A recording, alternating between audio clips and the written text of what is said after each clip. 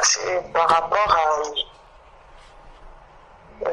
est-ce que, bon, moi, c'est déjà clair dans ma tête, mais c'est que, comme je disais, qu'est-ce qui s'est passé avec mon frère, puis le comportement qu'il y a eu avec leur famille en général. Quand, est-ce que c'est possible, parce que j'entends ça souvent et des fois ça me tique l'oreille, mais bon, faut que j'ai les passages aussi pour contredire ça. Mais quand un enfant devient chrétien, quand on passe dans une vie d'appel et tout, et j'entends des témoignages que tel esprit a fait ça, tel esprit agit comme ça, est-ce que c'est possible encore de... Parce que quand tu as le Saint-Esprit, comment un esprit impur peut prendre place? Moi, je le vois comme ça, mais c'est pas moi qui décide de la parole, mais quand on voit que tu es rempli de l'esprit, bon, ils peuvent avoir des influences démoniaques. Mais quand je regarde mon propre témoignage à moi, dans les débuts de ma foi, je sais pas si j'ai reçu cet esprit avant ou après mon baptême. Je sais que j'avais la repentance avant, en tout cas. Mais c'est vrai qu'il y avait des attitudes vraiment très malsaines, je pourrais dire diaboliques. Mais est-ce que c'est de dire que vraiment il y avait un esprit qui a pris possession, je sais pas. Alors ma question pour pas faire long, c'est juste est-ce que c'est possible pour un enfant de Dieu d'être possédé? Parce que quand j'entends des délivrances, le Seigneur m'a délivré de tel démon, de tel esprit impur qui agissait dans ma vie. Moi, ça me fait un peu peur. Sincèrement, que je me dis, moi, s'il y a encore possibilité qu'un démon de m'habiter encore, que m'influencer peut-être de loin, si ça existe, de loin, ou que le Seigneur, pas le Seigneur, mais le diable m'a mis penser dans mon cœur, comme la parole de Dieu, on a lu tout à l'heure, et que j'oublie à cette parole-là, bon, je ne veux pas dire que c'est un démon, je dis que c'est moi qui a juste fléchi devant le péché. Mais en ce cas, je trouve ça un peu effrayant quand j'entends ça, des gens qui j'ai eu une délivrance, ou tel démon est sorti, on est allé à une retraite de prière, je me dis, mais si le démon est sorti, si je n'avais pas le Saint-Esprit, je ne sais pas. Alors c'est juste que je voulais avoir un éclaircissement par rapport à ça, sur la base aussi bien sûr de la parole, de mes raisonnements. Amen. Amen.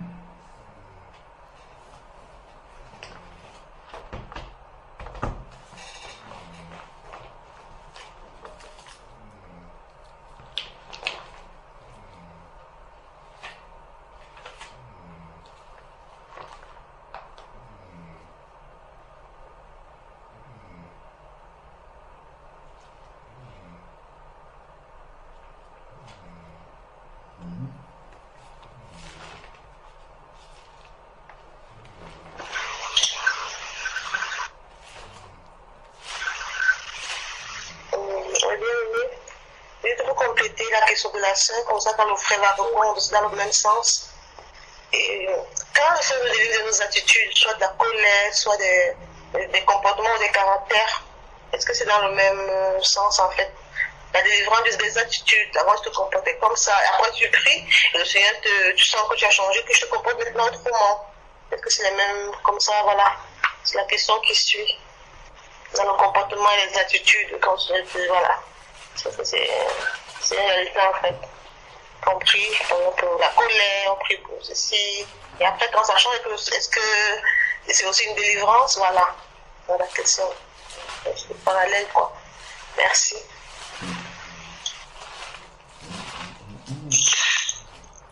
Moi, par rapport à ça, juste partager le verset que j'ai envoyé sur le forum. Donc, 1 Corinthiens 3, verset 16, il dit: ne savez-vous pas que vous êtes le temple de Dieu et que l'Esprit de Dieu habite en vous?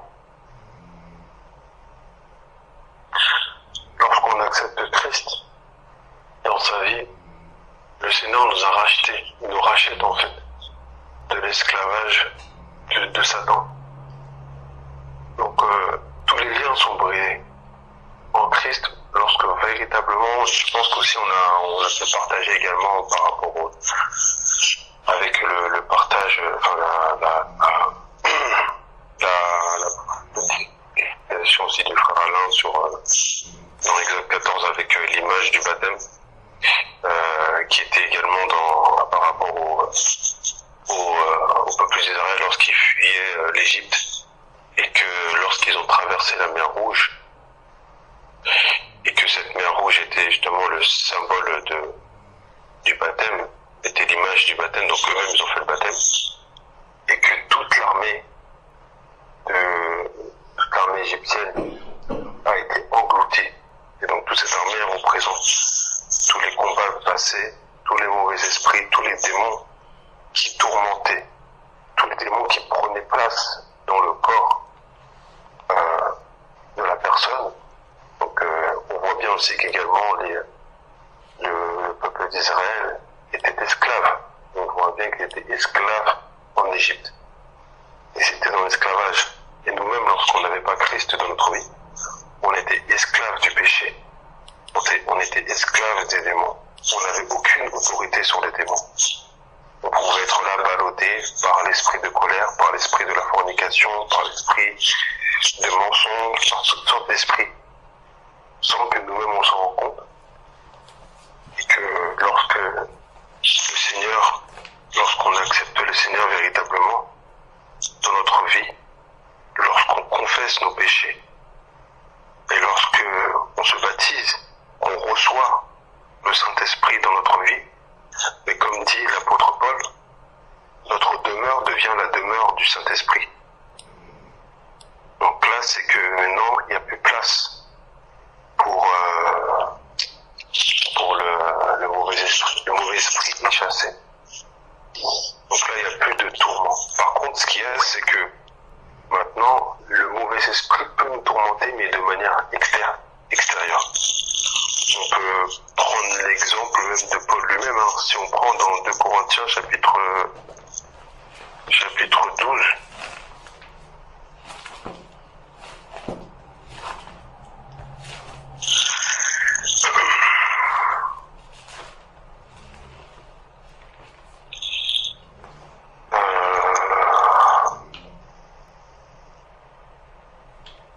à partir du verset 7, il dit « Mais de peur que je ne m'élève à cause de l'excellence de cette révélation, il m'a été mis une écharpe dans ma chair. Un ange de Satan me frappe afin que je ne m'élève pas. C'est pourquoi 3 fois j'ai prié, le Seigneur m'éloignait de moi. » Donc, bon là après ça c'est le Seigneur en fait qui a permis. Mais là ce verset-là il ne dit pas, parce que souvent aussi il a un peu pris amalgame en fait. Il dit est-ce que Paul a été possédé? Non. Là c'est pas qu'il est possédé, c'est que on sait que l'ennemi, les démons, l'ennemi comme dit, il est comparé comme un lion rugissant cherchant sa proie qui dévore. Donc il est là, il est autour, il est à la porte, il nous tourmente, il peut nous tourmenter, nous tirailler dans la vie de tous les jours, à travers nos collègues, déjà notre propre chair, il active les désirs, il peut activer les désirs de notre chair. Cela on a parlé de ce qui était dans notre cœur. On a parlé des nations que le Seigneur avait détruites, avait livrées par interdit.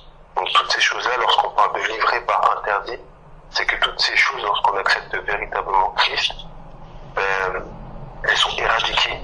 Et toute racine en fait. Maintenant ce qu'il y a, c'est qu'il y a d'autres choses qui peuvent venir. Mais là après c'est à nous maintenant, lorsqu'on reçoit Christ, le Seigneur nous donne l'autorité justement, non seulement sur le péché, mais également sur les démons. C'est-à-dire que là, le démon il est là, on a l'autorité de Christ pour le chasser. Il a dit, comme tout à l'heure j'ai mis également sur le partage, je crois que c'était dans Jacques chapitre 4, il dit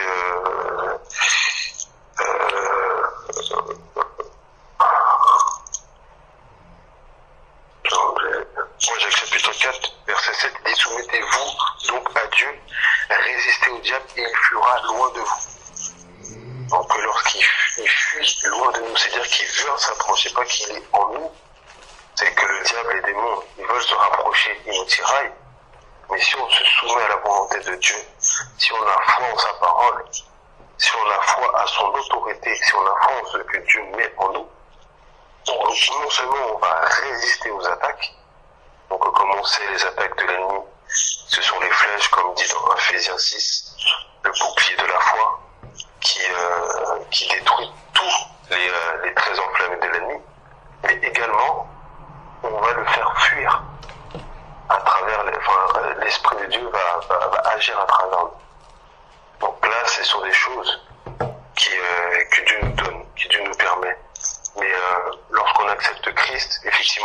dit souvent, il y a ce côté-là où on dit, voilà, il y a des cas de possession. Pour moi, honnêtement, une personne qui est possédée, c'est qu'elle n'a pas véritablement accepté sa conversion, elle n'a pas été complète.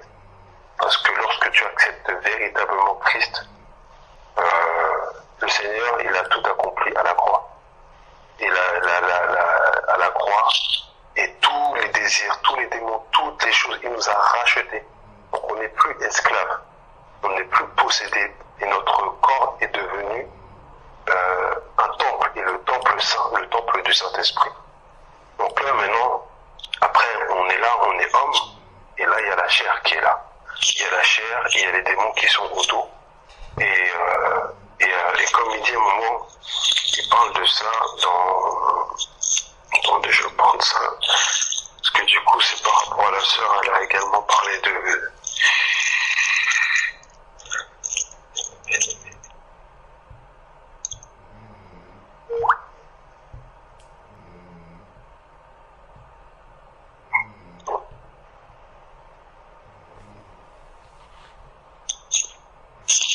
Il parle de... Justement, après, il y a un travail sur ça, c'est... Attendez.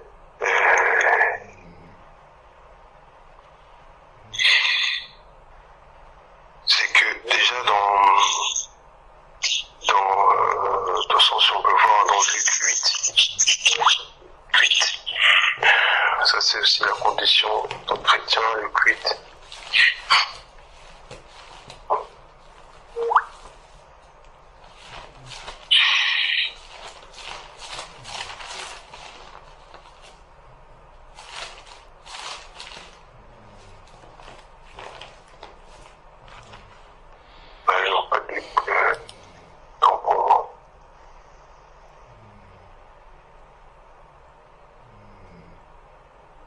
C'est Luc, écoute, autant pour moi, Luc 9, verset 23, que tout le monde connaît.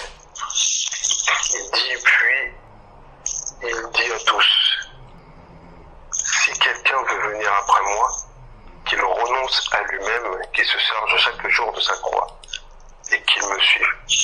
Et donc là, par rapport à ça, c'est que lorsqu'on vient à Christ, il y a chaque jour un travail à faire.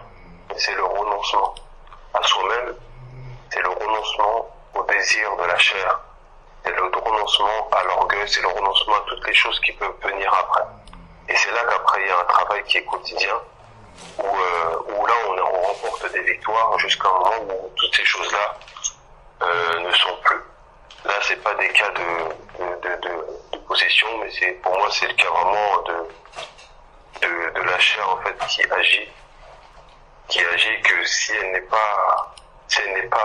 pas brisée, parce que c'est vraiment de briser. Il nous demande de nous dépouiller en fait, de se dépouiller du vieil homme. Donc vraiment de se dépouiller du vieil homme, et ça c'est quelque chose qui doit se faire chaque jour, parce que l'ennemi il est têtu, et il va toujours chercher à occasionner de nouveaux ennemis. Et de nouveaux ennemis vont se présenter devant nous dans notre marche chrétienne. Mais ce qui est dans le cas de possession, lorsque un chrétien, pour moi en tout cas, il ne peut pas être possédé. C'est parce qu'il a été racheté. Bien au contraire. Donc du coup, on n'est plus sous la domination du diable. Et donc du coup, on n'est plus esclave du péché. Maintenant, on a l'autorité sur le péché, on a l'autorité sur les démons. Et c'est pour ça que même sous chrétien, justement, lorsqu'il dit dans Marc 16, qui dit voici les miracles qui accompagneront ceux qui auront cru, en demeurant, ils chasseront les démons. Et ça, c'est pas réservé à une catégorie de personnes, c'est lorsqu'on croit au Seigneur, notre Dieu, lorsqu'on croit au Christ, au Seigneur, lorsqu'on se baptise, lorsqu'on reçoit son esprit en nous, il fait de nous une nouvelle créature. On est une nouvelle création. Les choses anciennes sont passées, voici toutes choses sont devenues nouvelles. Donc là maintenant on nous revêt du nouvel homme. Et là c'est l'Esprit de Dieu qui prend place dans notre vie. Et c'est là après qu'on a autorité sur ça. Et là non seulement on n'a pas le mauvais esprit, de notre contraire, le mauvais esprit, n'a pas de cas de possession, mais encore plus, à plus forte raison, et qu'on peut, le Seigneur, on a l'autorité de chasser le démon qui veut, qui est là, qui est autour de nous, qui nous tourmente dans notre sommeil. Parce qu'on peut être dans le sommeil, le mauvais esprit, les démons peuvent se manifester dans les rêves, même aussi physiquement parlant, on peut ressentir même de la présence. Et ça, c'est autour. Et le Seigneur, si c'est par sa volonté, bien entendu, parce que Dieu après il connaît tout le plan, parce que lorsque j'ai lu tout à l'heure dans 2 Corinthiens 12, là c'était un cas particulier par rapport à Paul, pour pas qu'il s'en orgueille, il a reçu un décharge, il a été frappé par Satan, un ange de Satan. Mais on a l'autorité de faire fuir le démon, faire fuir Satan.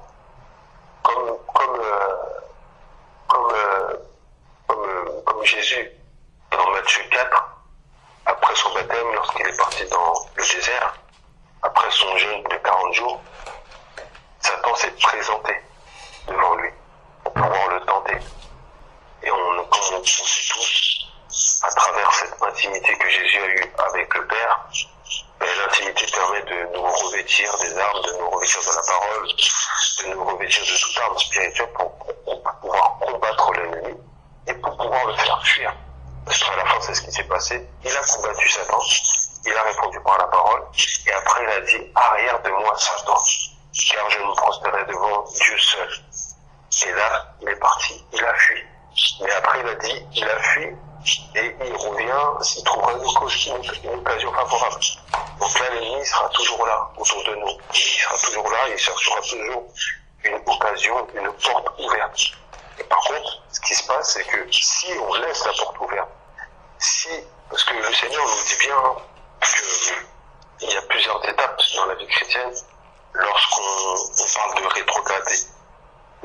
Je crois que c'est dans Éphésiens, il parle de n'attristez pas le Saint-Esprit.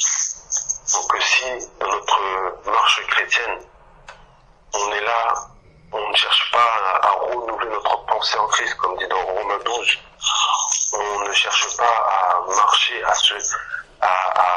à méditer la parole, à vraiment avoir une vie consacrée dans la sainteté de Dieu, marcher dans le chemin étroit. Mais on est là, on est dans la suffisance, on se dit on est sauvé, on marche tout sauvé. Petit à petit, lui, le Saint-Esprit qui est en nous, nous qui sommes le temple du Saint-Esprit, si on n'entretient pas le Saint-Esprit qui est l'image aussi, comme dans Matthieu 25, avec les 10 vierges, les 5 sages et 5 folles, avec l'huile qui était en elles, si on n'entretient pas cette huile-là, on la remplit pas, cette huile-là diminue. C'est pour ça qu'il dit, n'attristez pas le Saint-Esprit. Après, dans Thessaloniciens, je crois que c'est chapitre 2, en tout cas c'est dans Thessaloniciens, il dit, n'éteignez pas le Saint-Esprit. Donc tout ça, c'est des étapes. C'est que le Seigneur, par sa patience, il nous avertit, mais malheureusement, si on est là en marche de rétrograde en rétrograde, le Saint-Esprit, la quantité diminue. Pourquoi? Parce que c'est pas entre deux. Jusqu'au point où, lorsque là c'est le Seigneur après, c'est toute chose, où là vraiment il y a ce délaissement total de la parole de Dieu. Comme il dit, ceux qui ont fait naufrage dans la foi. Mais là, je crois que c'est dans Apocalypse chapitre 2, lorsqu'il parle de l'église d'Éphèse, qui dit souviens-toi de ton premier amour, de peur quoi? De peur que je ôte le chandelier. On sait qu'aussi c'est le symbole du Saint-Esprit. Et lorsqu'il ôte, si le Saint-Esprit là part, donc là c'est parce que c'est vraiment la personne a délibérément, il pêche délibérément. Après ça, c'est autre chose qui va prendre place. Et là, ça peut être, comme il dit, l'esprit d'égarement de Pierre, il dit, il est impossible, dans Hébreux 6, il dit, il est impossible à un homme, après avoir goûté à la grâce, qui a vu toutes les choses, de revenir. Pourquoi? C'est parce que ça, toutes ces étapes-là, ils ont été suivies. Et là, c'est le mauvais esprit, là, bien entendu, qui va prendre place. Et c'est pas qu'un seul, ça peut être des légions. Mais lorsque le chrétien naît de nouveau, véritablement, qui persévère dans le chemin étroit, qui persévère dans la foi, et qui déjà, avant même la persévérance, qui accepte le Christ et qui devient une nouvelle créature, il devient la propriété de Dieu. Et il n'est plus la propriété de Satan. Donc les personnes qui disent oui, ce chrétien, et effectivement, comme tu dis, ma sœur, moi aussi j'entendais beaucoup de choses comme ça, mais je trouvais ça vraiment un peu contradictoire par rapport à la parole. C'est qu'en fait il y a eu un problème de conversion. La conversion n'a pas été véritablement faite. Il y a eu quelque chose il y a eu un manque qui fait que les bases, le départ en fait, les bases ne sont mal, le départ en tout cas vers le chemin de Christ a été mal fait.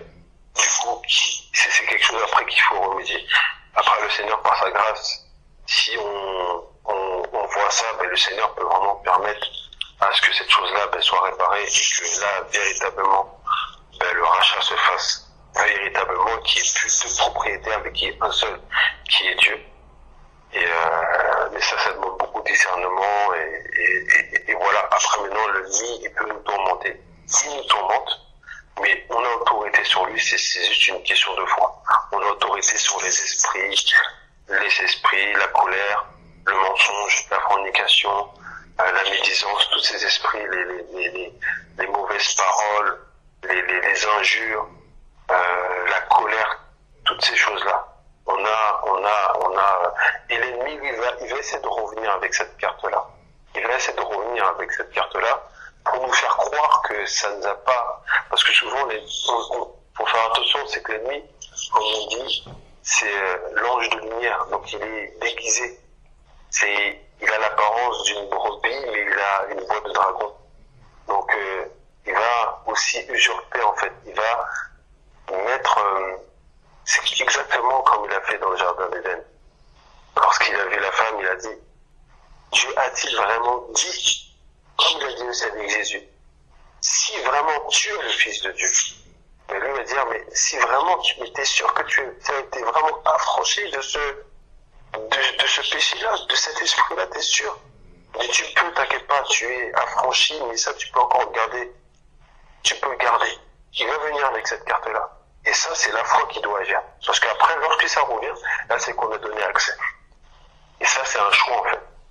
Mais si on a la foi véritable, on fait fuir l'ennemi en disant, ça, au nom de Jésus, toute l'armée d'Égypte a été engloutie. Toute l'armée a été engloutie sur la mer, dans la mer Rouge.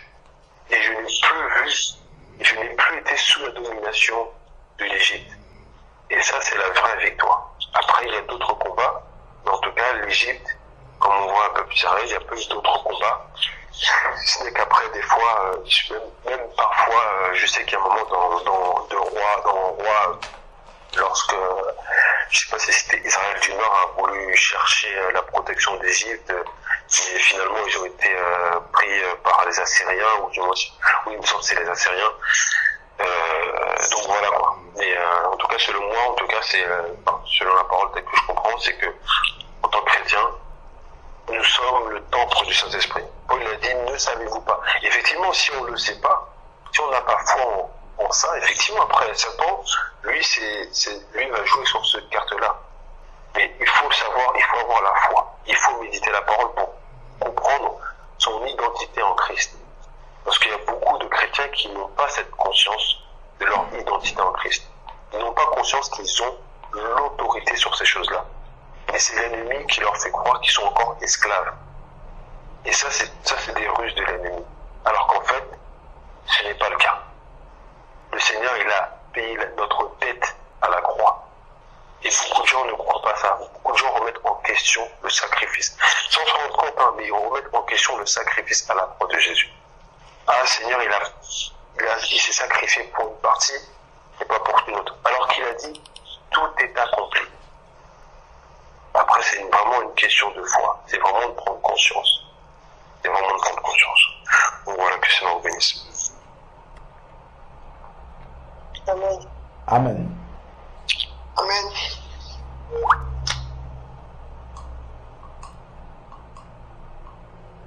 Amen. Amen.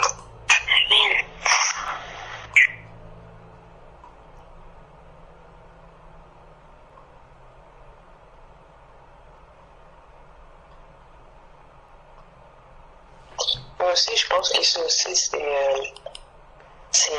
une façon de parler des fois, parce que des fois on peut être affranchi de vraiment une faiblesse qui dominait sur nous, parce que justement on n'avait pas, bon, je pense, on n'avait pas compris la délivrance de Christ. On dit, ah voilà, il y a un démon qui est parti de moi, ou j'ai chassé un démon, mais en fait c'est une faiblesse que le Seigneur a enlevée, ou mais ça, alors des fois je crois que c'est le terme, parce que c'est quand même fort de dire que j'ai tel démon, et quand tu écoutes aussi beaucoup des enseignements, même de gens sérieux, qui sont les enfants de Dieu et qui disent, ok, fais attention, tel démon était dans sa vie, le démon est parti, il est totalement affranchi, tu ne peux pas avoir telle affaire ou telle maladie dans ton corps. Bon, c'est Dieu qui sait, mais des fois, c'est juste le terme qu'on utilise de dire à tel démon est normal, parce que c'est une faiblesse qu'on a en fait pris le dessus, qu'on a pris autorité, et que le Seigneur, dans cette promesse, nous a donné la victoire.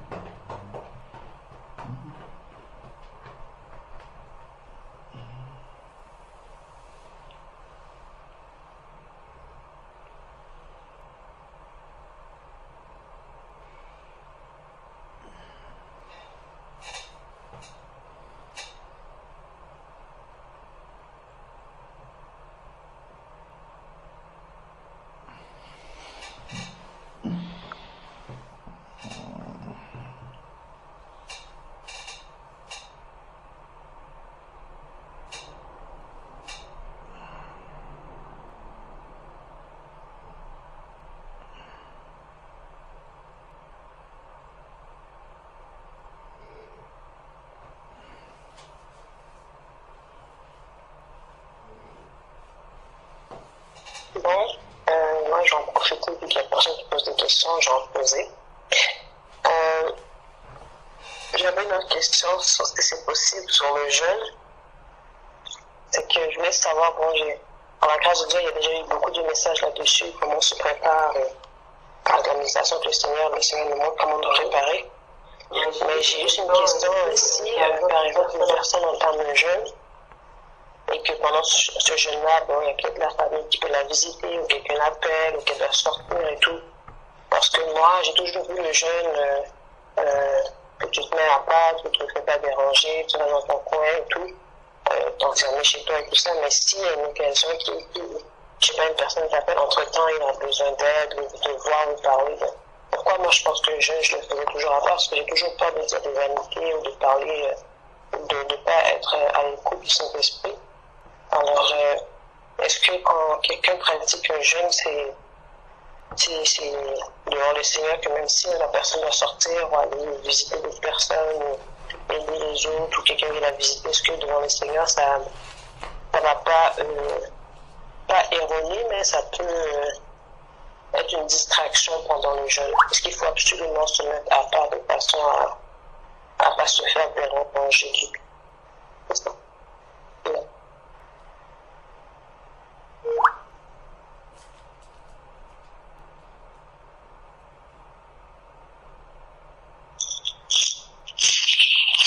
Gloire à Dieu, récemment, comme il a dit le frère Gabin, c'est exactement le même partage que j'ai eu hier avec des frères.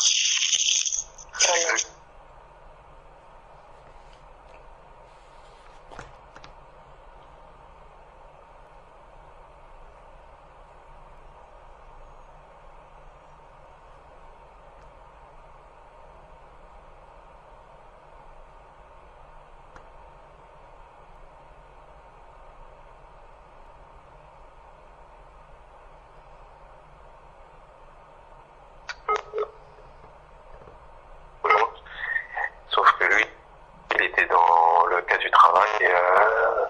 Il travaille à la RATP, en fait, c'est le réseau ferroviaire en fait parisien.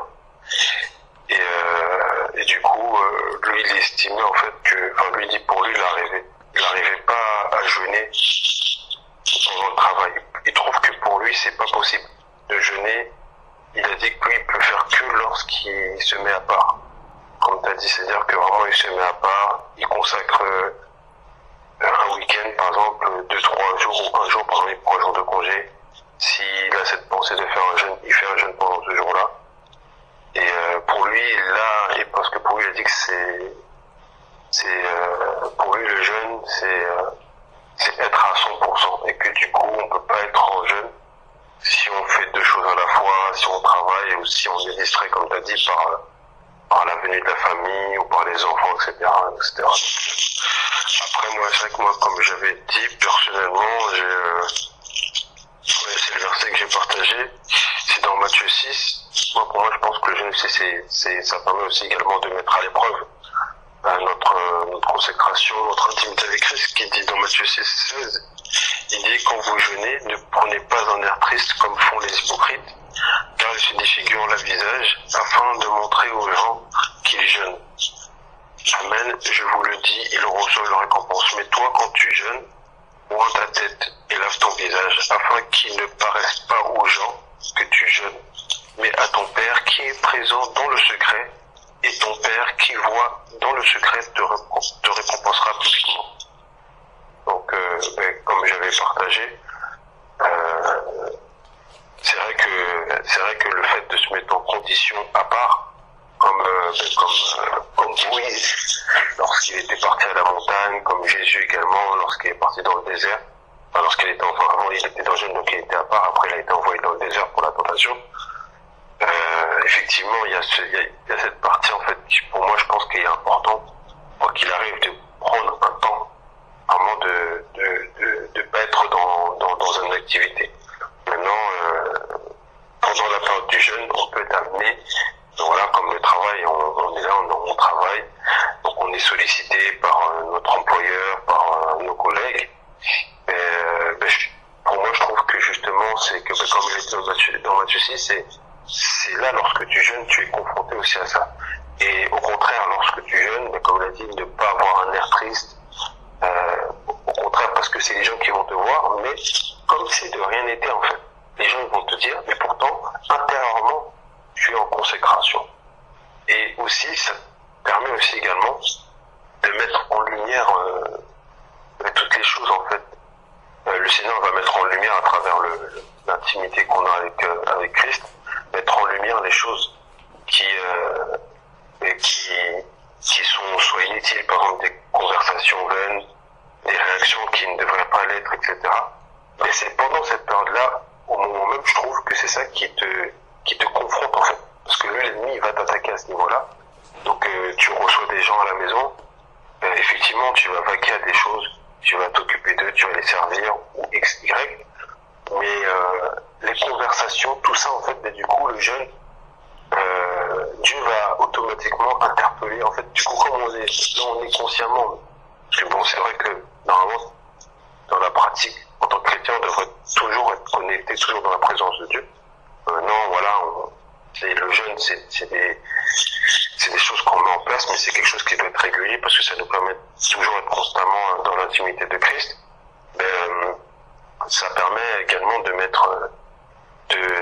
nous faire violence sur les choses, sur les mots qu'on peut prononcer, sur les réactions qu'on peut voir. Et donc du coup, le fait qu'on est confronté à ça, c'est ça en fait qui a encore plus de poids en fait. Parce qu'en fait, il y a la théorie où on est dans le secret avec le Seigneur, on se met à part. Effectivement, comme disait le frère, on peut être attaqué, bien entendu, l'ennemi peut nous attaquer dans la pensée, même dans ce moment-là où on se reclus au loin, mais on voit bien Jésus, il était dans ce coin reclus, mais cela n'a pas empêché qu'il a été emmené dans l'esprit, dans le désert, et il fut tenté. Maintenant, c'est vrai qu'il y a aussi le cas pratique, les tentations, les choses pratiques, les personnes qu'on côtoie tous les jours, les gens, comme il dit dans Matthieu 6, c'est là en fait qu'il y a aussi le cas pratique qu'on vit, mettre en pratique ce qu'on vit à l'instant même.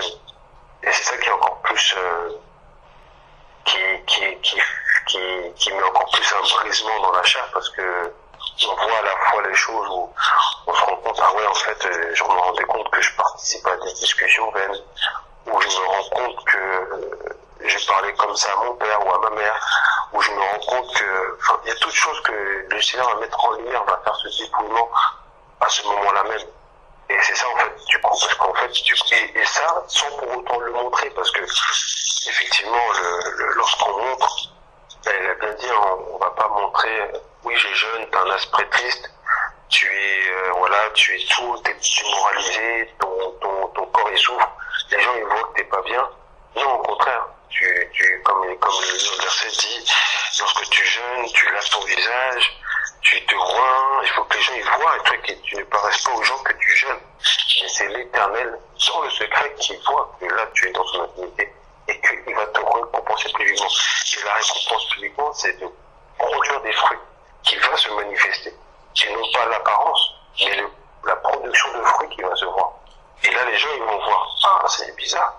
J'avais l'habitude de voir que tu réponds comme ça, ou du moins, et en plus, c'est quelque chose qui, non seulement pendant le jeûne, mais même après, parce que le but du jeûne, ce n'est pas comme ça peut être dans les jeûnes, par exemple, les jeûnes musulmans, où pendant cette période-là, on sait qu'on a moi, je m'en souviens à l'époque, dès que j'étais plus jeune, c'était, voilà, je voyais vraiment cette hypocrisie, entre guillemets, dans un sens où, pendant ce laps de temps de la journée, ils pouvaient ni insulter, ni ceci, ni cela, mais lorsque l'heure revenait, automatiquement, les chevaux étaient lâchés, on pouvait prendre sa cigarette, on pouvait faire des excès de table, on pouvait faire tout ce qu'on pouvait, se livrer à toutes sortes de choses. Mais lui, le Seigneur, le jeûne, c'est pas ce jeûne-là dont il attend, c'est produire des fruits, mais c'est produire du fruit dans la continuité de vie. Et c'est produire du fruit, non seulement à l'instant T, dans le moment même, mais qui également nous ramener de progrès en progrès, de victoire en victoire, dans le Seigneur, et du coup d'être un homme et une femme régénérés chaque jour, et que justement les fruits se voient publiquement chaque jour, et ce à travers l'intimité que j'ai pu avoir avec mon Seigneur. Et c'est ça qui permet vraiment de nous de grandir, quoi. Donc du coup, il y a la partie, comme tu as dit, la partie, pour moi, cette partie-là est très importante également. S'il y a la possibilité de se mettre à part, parce que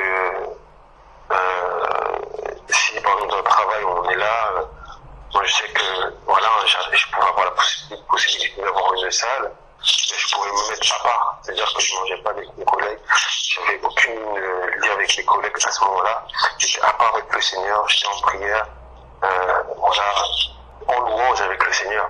Et même aussi après, dans la journée, le soir, ou même une journée entière, le samedi, le week-end, d'être totalement consacré au Seigneur. Parce que là, du coup, là, j'ai le temps, j'ai pas la contrainte du temps du travail. Après, maintenant, si je reçois des gens, s'il n'y a pas le choix, je vais les recevoir comme lorsque j'ai du travail, j'ai pas le choix.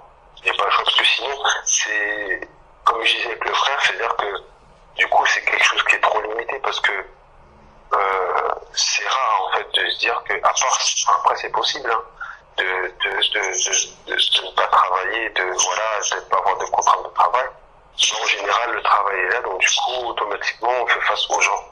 Et c'est là qu'il doit mettre en évidence. Enfin, le jeune va se confronter, et je trouve que c'est vraiment un cas pratique. Et c'est ça qui est bien, parce que du coup, ça permet vraiment de mettre en lumière toutes les choses à la fois les choses mauvaises, mais aussi les bonnes choses, parce que du coup le Seigneur va mettre en lumière aussi les capacités qu'il nous a mis en nous, des choses que jamais on serait dit qu'on serait capable de faire. J'ai dit waouh, là j'ai répondu comme ça, waouh, j'ai eu cette réaction là, malgré que ma collègue elle m'a regardé de travers, waouh, ça m'a même pas touché. Et là, en fait, tu dis, ah ben là, Seigneur, je vais m'accrocher à ça. Et même si on me regarde mal, je vais pas être touché au nom de Jésus. Donc voilà, amen.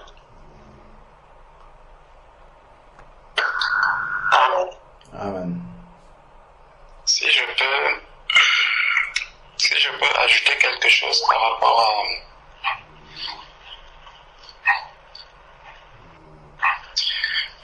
à ce que le frère est en train de dire.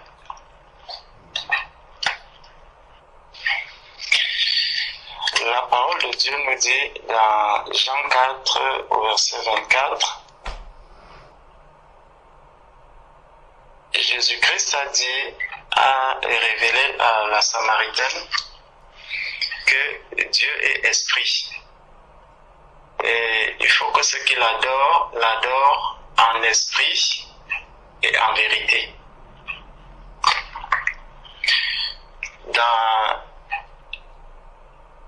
Et le Seigneur le révèle encore à l'apôtre Paul lorsqu'il s'adresse aux Colossiens, dans Colossiens 1 au verset 13, où il lui dit,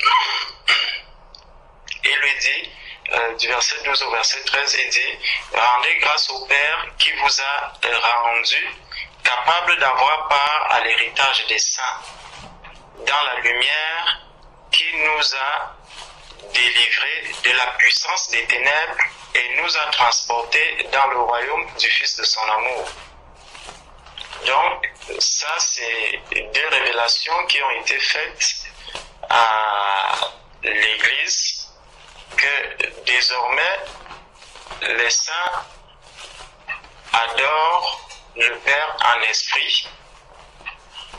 Et comment est-ce qu'on va l'adorer en esprit? Parce que Dieu déjà est esprit. Et donc, c'est spirituellement que nous allons l'adorer.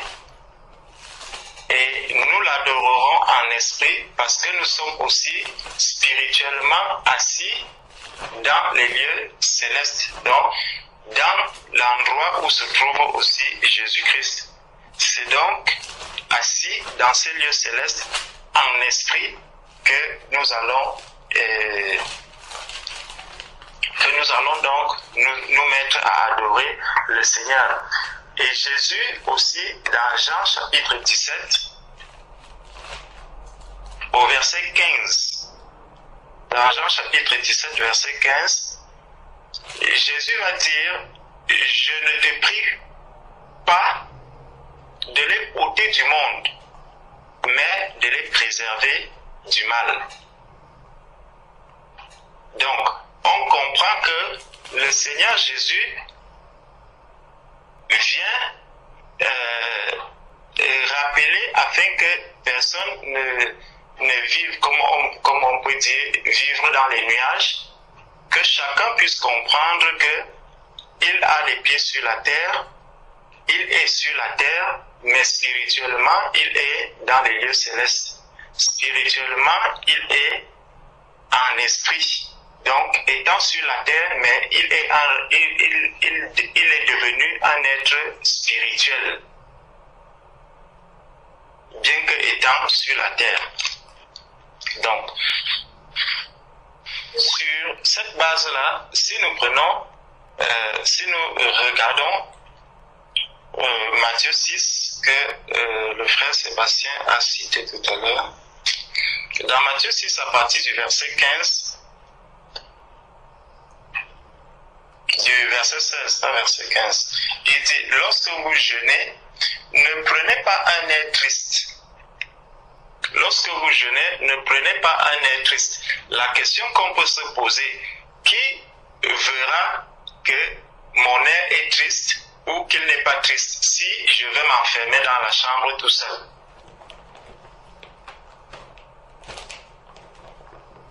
Personne ne saura que mon air est triste si je suis tout seul dans ma maison, dans ma chambre fermée dans les quatre murs, peu importe comment mon visage est, peu importe comment mon air est. Mais par contre, lorsque j'enferme même la porte, les gens qui sont tout autour de moi vont se poser des questions. Mais pourquoi est-ce qu'il ne veut pas sortir? Mais pourquoi est-ce que depuis 3 jours, il ne sort pas? On ne le voit pas à l'extérieur. Donc ça, déjà, ça va attirer l'attention des autres. Parce que justement, le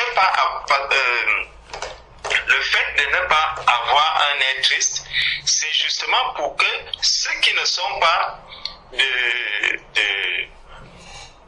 monde spirituel dans lequel tu te trouves, que cela ne vienne pas impacter peut-être le fonctionnement de leur vie. Donc, si je travaillais quelque part, j'avais l'habitude de parler avec mes collègues, j'avais l'habitude de dire bonjour à mes collègues, j'arrive maintenant parce que je suis dans le jeûne, je change totalement ou radicalement ma manière d'être avec tous mes collègues. Forcément, ils vont me demander déjà, mais pourquoi est-ce que tu as changé? Pourquoi tu es comme ça? Pourquoi tu es comme ci? Donc, toutes ces questions-là, et le malin peut même profiter de ce moment, peut-être pour m'amener, puisque je ne vais pas leur dire, ah, je suis en train de jeûner, je vais plutôt chercher un moyen pour esquiver la réponse, et ça devient la ruse. Ça devient la ruse. Donc, le Seigneur nous dit, lorsque vous jeûnez, ne prenez pas un air triste, comme les hypocrites qui se rendent le visage tout défait. Le visage tout défait pour montrer aux hommes qu'ils jeûnent. Le visage tout défait pour montrer aux hommes qu'ils jeûnent. On peut se poser la question de savoir quand est-ce que le visage de quelqu'un est souvent défait. Le visage de quelqu'un est généralement défait quand il sort d'un profond sommeil. Et souvent, les femmes du monde disent souvent, non, moi je ne veux pas qu'on me voie quand je viens de me réveiller, quand je viens de me lever, je ne voudrais pas qu'on voie mon visage. Donc ça veut dire que je suis en train de cacher quelque chose dont j'ai honte en fait, parce que si elle cache ce visage dès au sortir du lit, c'est parce qu'elle estime que c'est quelque chose qu'elle n'aimerait pas présenter aux autres. Donc ça, c'est un sujet de honte pour elle. Pour paraître apparaître donc à l'extérieur, qu'est-ce qu'elle va faire? Elle va d'abord chercher à laver le visage, nettoyer le visage, et puis donc pouvoir apparaître là où il y a des gens. Mais pourtant, c'est à cela que le Seigneur compare quelqu'un qui est dans le jeûne et qui justement va se couper de tous ceux qui sont à l'extérieur. Donc si je peux le faire de manière... bon, il peut arriver que je sois vraiment appelé à me retirer comme ça pour jeûner. Mais si tu jeûnes, si tu es quelqu'un qui jeûne régulièrement, imagine-toi, tu es en train de travailler et tu te dis, bon, toutes les semaines, je vais jeûner tel et tel jour. Ça veut dire que tous ces jours-là, déjà, d'office, tu devrais les poser et dire, je ne vais pas travailler aujourd'hui. Si tu es donc quelqu'un qui travaille à plein temps, ça te fait déjà des jours, bon, au départ, on va commencer par te dire, bon, c'est des jours sans solde, oui, mais après un moment, ça sera le licenciement. Bon, est-ce que c'est donc Dieu qui t'a conduit dans ce licenciement? Donc, on voit que le Seigneur nous dit, ne soyez pas comme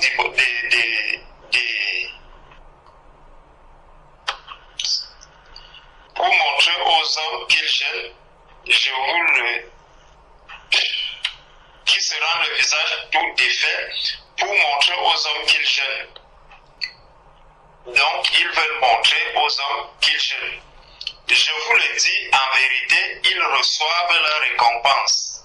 Mais quand vous jeûnez, parfume ta tête et lave ton visage. Donc, je dois, dans le jeûne,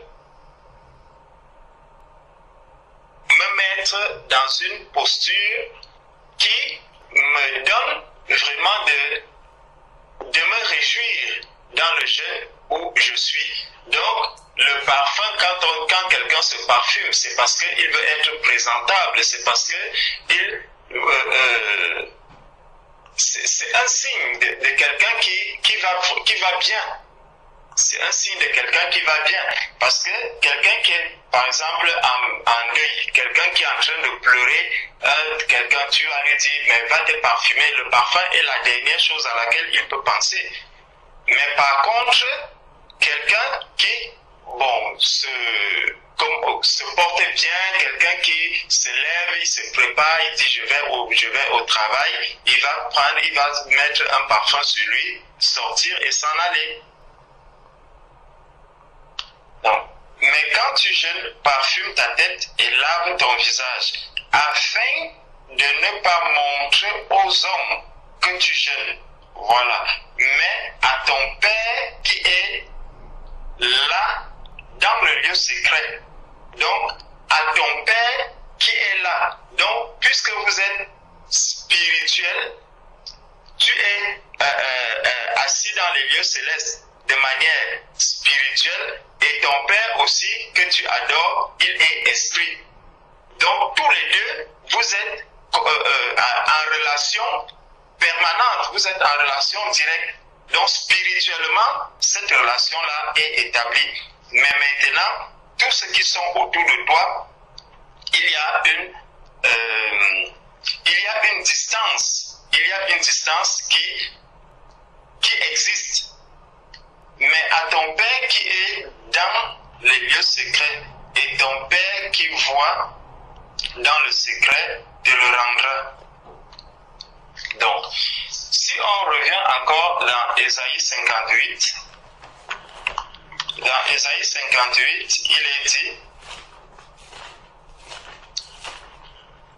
bon, Ésaïe 58 parle du jeûne également. Bon, si nous prenons à partir du verset 4,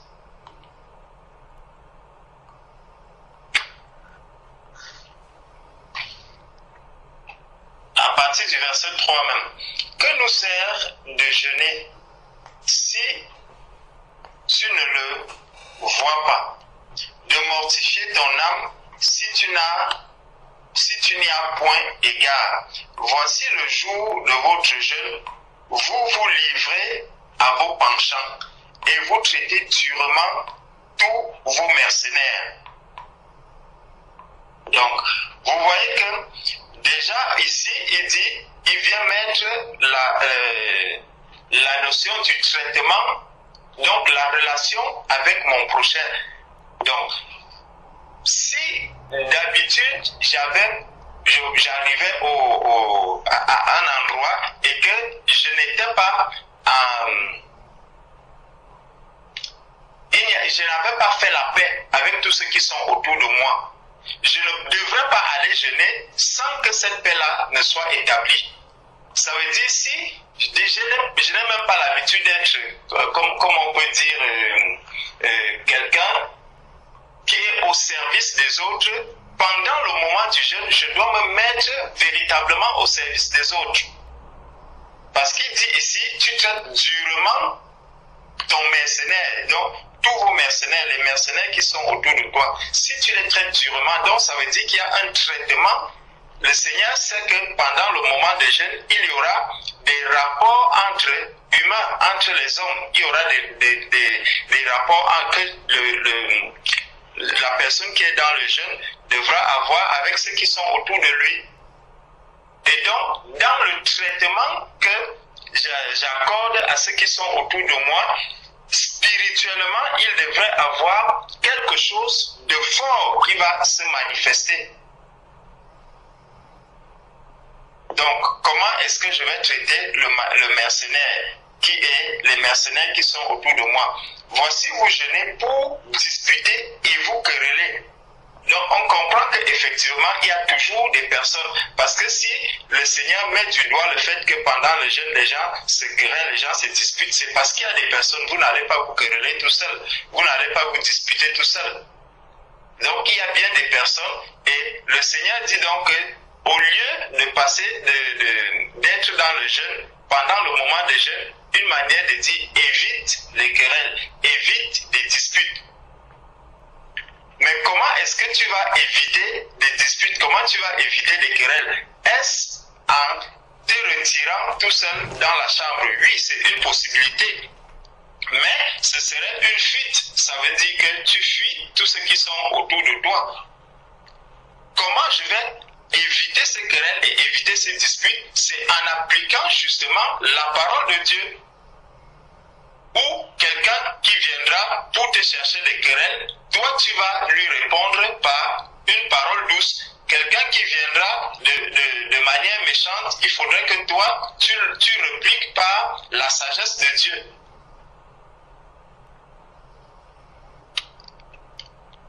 Donc, voici vous jeûnez pour disputer et vous quereller, pour frapper méchamment du poing. Vous ne jeûnez pas comme le veut ce jour, pour que votre voix soit entendue en haut. Est-ce là le jeûne auquel je prends plaisir, un jour où l'homme humilie son âme? Courber la tête comme un jonc et se coucher sur le sac et la cendre, est-ce là ce que tu appelleras un jeûne? Un jour agréable à l'Éternel, voici le jeûne auquel je prends plaisir. Détache les chaînes de la méchanceté.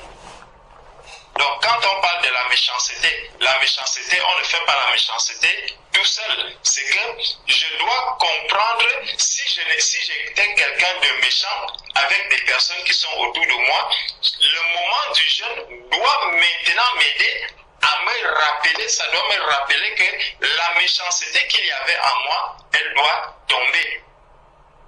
Et ce n'est pas tout seul que je verrai que effectivement cette méchanceté-là n'existe plus ou que je suis en train vraiment de mettre en application ce que le Seigneur attend de moi. C'est en vivant cette parole. Donc c'est vraiment dans la pratique que je saurais que le Seigneur a permis que je puisse saluer tel collègue que je ne saluais plus depuis des mois, telle personne à qui je ne disais plus bonjour depuis des mois. Le Seigneur a permis que je puisse lui dire bonjour. Donc, voici les chaînes auxquelles je prends plaisir. Détache les chaînes de la méchanceté. Dénoue les liens de la servitude.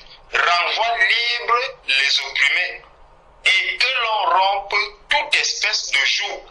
Partage ton pain avec celui qui a faim.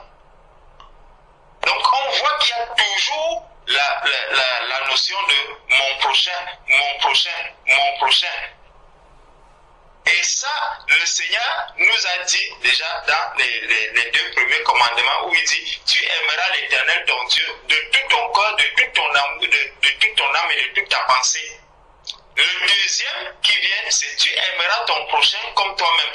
Donc, lorsque je rentre dans cette intimité forte avec le Seigneur, mon amour vis-à-vis de mon prochain aussi doit être de plus en plus fort. Et c'est là que le jeûne prend tout son sens. C'est que en même temps, je rentre dans l'intimité avec le Seigneur, je rentre dans cette relation forte avec le Seigneur. En même temps, je dois rentrer dans une relation forte avec tous ceux qui sont autour de moi, avec mon prochain. Donc, je ne vais pas dire, je me coupe de mon prochain et je me relie seulement à Dieu. Non. Ça veut dire que quelque part, j'ai fait le travail à moitié. Donc, partage ton pain avec celui qui a faim et fais entrer dans ta maison les malheureux sans asile. Tu vois? Donc, pendant le moment du jeûne, justement, plutôt que de fermer la porte, c'est plutôt les malheureux sans asile qui doivent entrer dans ta maison. Donc, on comprend que c'est encore une manière de rentrer en contact avec des personnes. Fais entrer dans ta maison les malheureux sans asile. Si tu vois un homme nu, couvre-le et ne te détourne pas de ton semblable. Ne te détourne pas de ton semblable. Donc si je me coupe de tous ceux qui sont autour de moi, je suis en train de me détourner d'eux. Si j'ai mon frère ou ma soeur dans la chair que je dois aider, je dis ah non, aujourd'hui je vais prendre un jour de jeûne. Non, je ne vais pas aller lui donner la nourriture dont il avait besoin aujourd'hui. Il va attendre, il ne mourra pas de faim. Non, je ne suis pas en train de faire ce que le Seigneur attend de moi pendant ce moment de jeûne. Mais par contre, je dois justement avoir le pouvoir sur les querelles, le pouvoir sur les disputes qui sont vaines, de sorte que pendant le moment de jeûne que j'évite, je vais rencontrer des personnes, mais si je vois qu'on est en train de vouloir me conduire dans des disputes, dans des causeries qui n'ont pas de sens, des causeries qui n'édifient pas, je dois vite me ressaisir et sortir de là rapidement. Donc je dois demeurer dans l'esprit. Je ne dois pas basculer dans la chair. Ça veut dire que c'est un moment pendant lequel je dois donc être de plus en plus en réveil. En éveil, où je ne laisserai pas les choses me surprendre. Mais je vais, étant déjà bien prêt, que peu importe ce qui va se passer, puisque je sais que je suis dans l'esprit, je suis en train d'accomplir une adoration spirituelle à Dieu. Je suis en train d'adorer mon Dieu dans le jeûne. Puisque je suis dans cette position-là, je ne laisserai pas mon adoration perturbée par quoi que ce soit.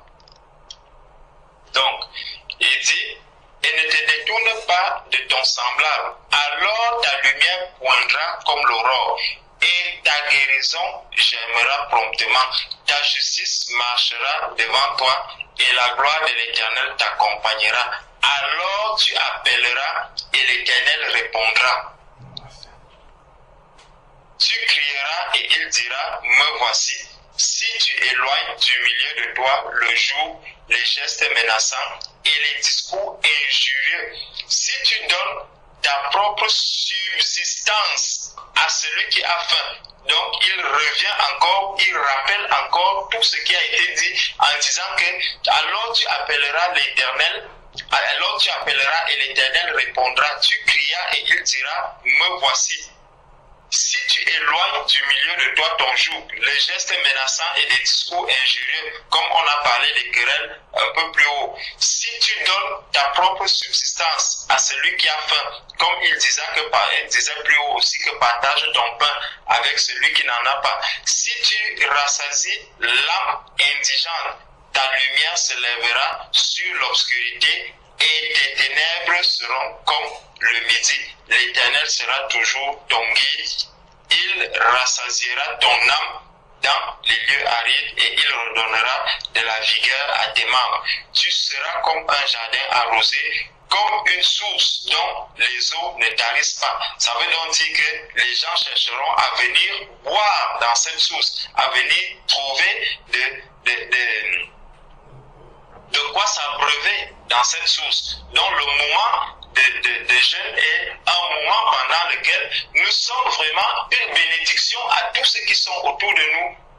Parce que puisque je suis dans l'intimité avec le Seigneur, je reçois directement les choses qui viennent du Seigneur et je suis appelé à les partager avec tous ceux qui sont autour de moi. Donc je dois apporter la grâce qui abonde en moi en ce moment, doit être au bénéfice de tous ceux qui sont autour de moi également.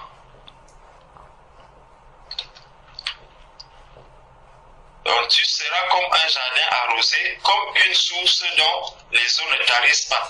Les tiens rebâtiront sur d'anciennes ruines.